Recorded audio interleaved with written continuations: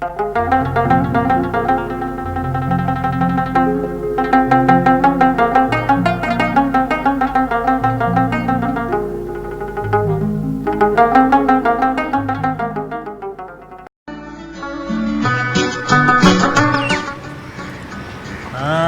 ګاډی درته چا واخیست؟ دا مې راته ورور د ښار نه راوړو. ما مې امداجي ته ویل نن به راته د ښار نه غټ ګاډی راوړي بیا به زه هم نه در کوم. داسې پوهېږي اوس چل چل کې ما نه ګاډی اخلي. ځه زما خپل ګاډی دی نه در کوم. مخکې مې هم کامران ته ورکړی دا یو ټیر یې راته پانچر کړو. دی راکه نه زه ازغو ته نه بوځم داسې نه در کوم به زما ګاډی دی. ځه ځه زمړه داسې کباډي ګاډی دی.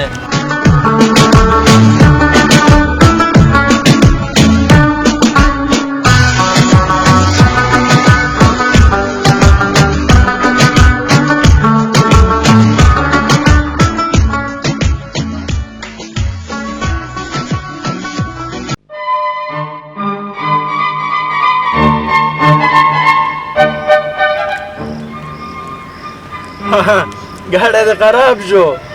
دا ماله را دا پاپړ وخوره زه به یې لږ چلوم ګورې ښه. وچله وچله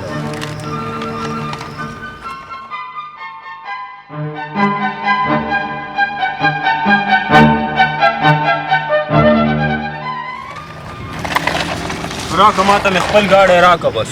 هله زما نه یې ټول پاپړ خلاص که اوس رانه ګاډی غواړې؟ راکه بس راکه زما خپل ګاډی دی نه در نه نه شابه شابه ماله ګاډی راکړه. نه در او ماله به مې دا جین چپړې راوړي.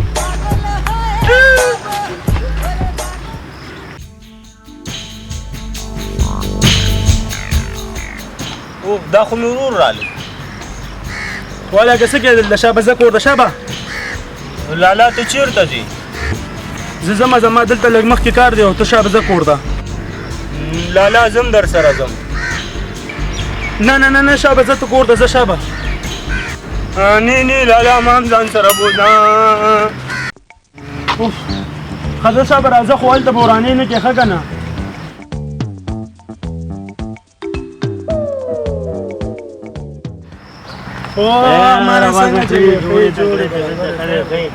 دا دې کوم خوا روان کړی دی؟ داسې ځو لږ د کامران دې حجرې ته ورځو.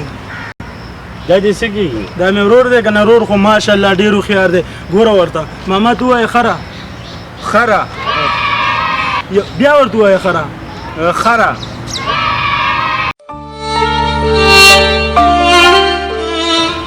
هی هی دا له خیر دی. موږ ماشومانو ته د ماشومتوب نه غلطه تربیت ورکوو.